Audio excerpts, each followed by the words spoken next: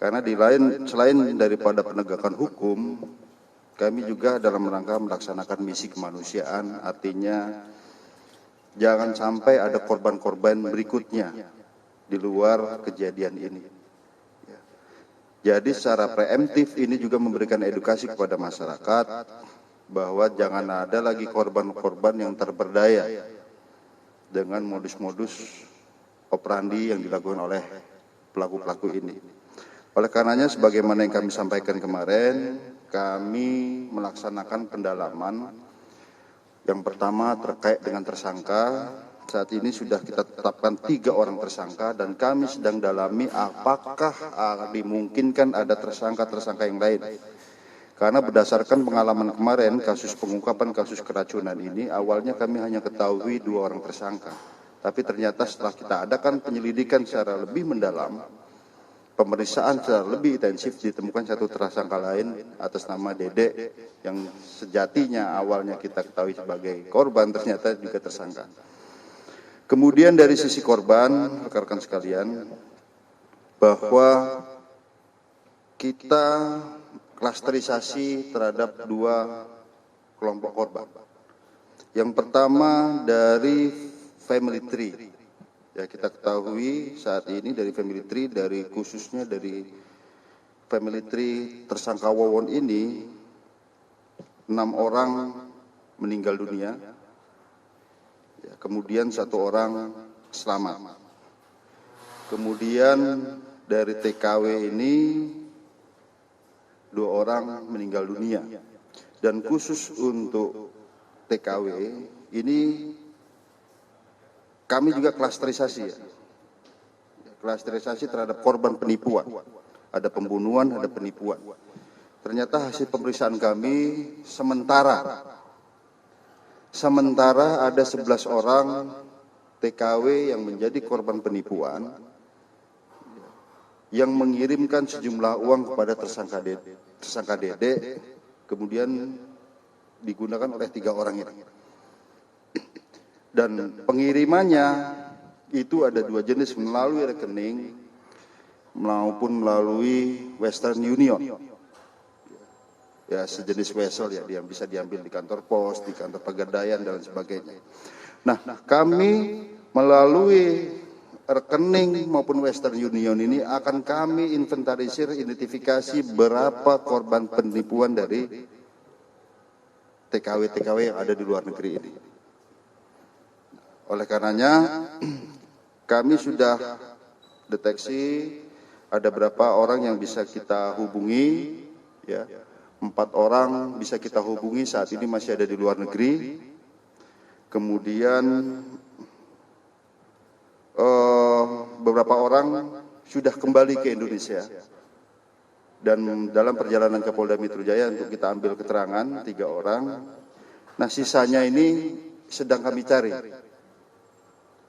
Kami akan hubungi keluarganya yang ada di Indonesia ya, sudah kembali ke Indonesia nih. Kami hubungi keluarganya untuk mencari di mana keberadaan daripada korban penipuan ini.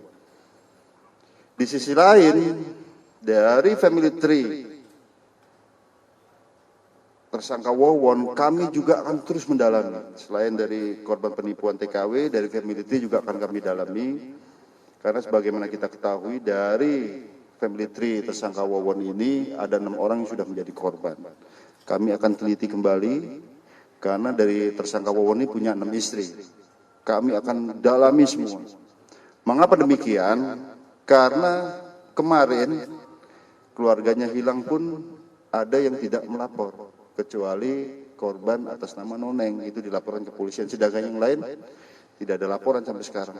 Oleh karenanya kami yang akan proaktif untuk mencari apakah ada dari keluarganya yang sampai sekarang tidak diketahui keberadaannya, termasuk TKW ini.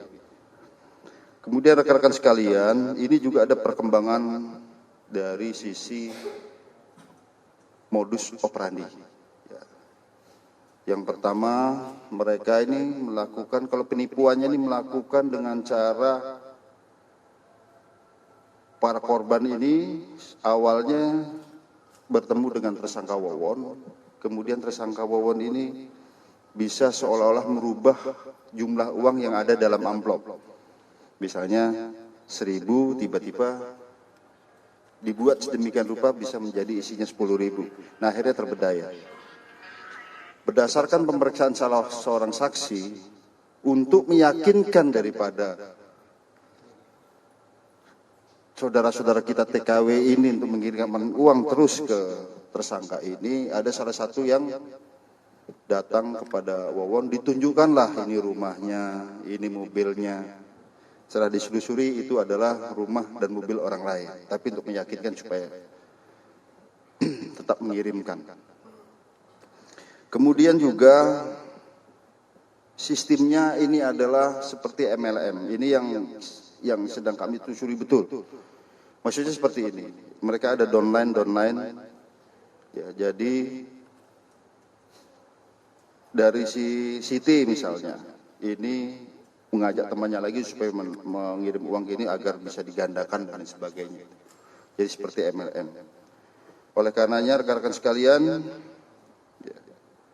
salah satu motif daripada kejahatannya adalah dengan cara membunuh daripada salah satu yang mengetahui kejahatan ini. Salah satunya adalah almarhumah Maimunah, karena ini salah satu yang ikut merekrut TKW untuk ikut mengirimkan uang untuk digandakan oleh para tersangka.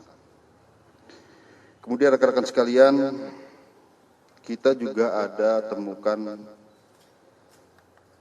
modus yang lain, operandi daripada pelaku. Dan ini cukup unik rekan-rekan sekalian ya. Ternyata tersangka Wawon ini itu berperan sebagai Aki Banyu.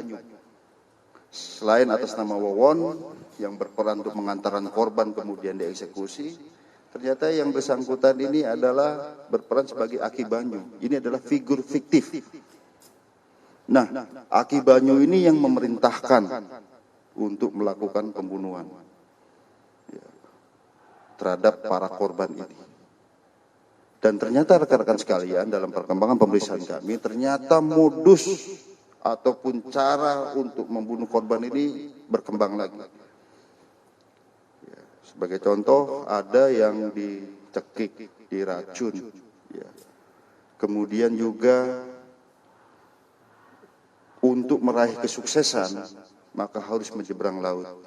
Tapi salah satu saksi ini ada yang menyampaikan pada saat itu saya disuruh ke pinggir pagar kapal, saya curiga akan didorong ke laut. Nah ini ternyata setelah kita konfirmasi kepada tersangka benar. Saya tanya dengan tersangka benar, saya memerintahkan agar apabila ingin sukses, maka harus nyemplung ke laut.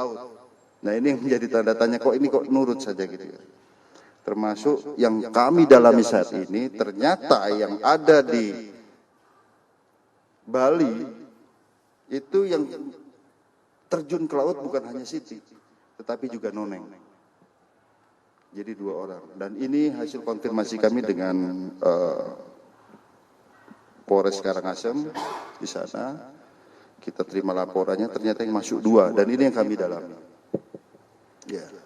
Namun ini rekan-rekan masih berkembang ya, karena kita harus padukan persesuaian dengan beberapa alat bukti. Kalau menurut keterangan tersangka, saya yang nyuruh apabila ingin meraih sukses maka silakan nyemplung laut. Itu dari Aki Banyu. Dan pada saat kami tangkap, HP yang atas nama Aki Banyu ini ada dipegang oleh Wawon. Jadi di tokoh yang dianggap ditokohkan sebagai yang paling sakral, yang susah ditemui. Padahal itu ya Wawon. Bahkan tersangka Dullah maupun Dede setelah sekian tahun baru tahu Aki Banyu itu adalah Wawon, ya baru setelah ditangkap itu. Sekarang pertanyaannya, mengapa kok bisa terperdaya ya Dullah maupun si Dede? Karena suaranya itu memang berbeda. Kenapa bisa berbeda? Ternyata memang si Wawon ini selain pekerjaan yang lain, profesinya adalah dalang. Jadi suaranya bisa berubah-berubah. sudah kita praktekkan pada saat pemeriksaan kemarin. Jadi rekan-rekan sekalian, saat ini proses pemeriksaan terus berjalan. Ya, saat ini masih dilaksanakan ekshumasi di Garut terhadap korban Siti, dan rencananya besok akan diadakan ekshumasi di Cililin, Bandung terhadap korban almarhumah Halimah. Dan kami tetap mohon doa daripada rekan-rekan sekalian, kita akan terus mencari, ya, karena memang para tersangka ini kalau kita tidak menemukan alat bukti baru, fakta baru, entry point baru, mereka tidak akan memberikan petunjuk. Seperti kemarin, kenapa bisa kita temukan beberapa tempat korbannya dikubur di sana setelah kita punya fakta baru. Nah, ini terus berkembang, berkesinambungan, ya.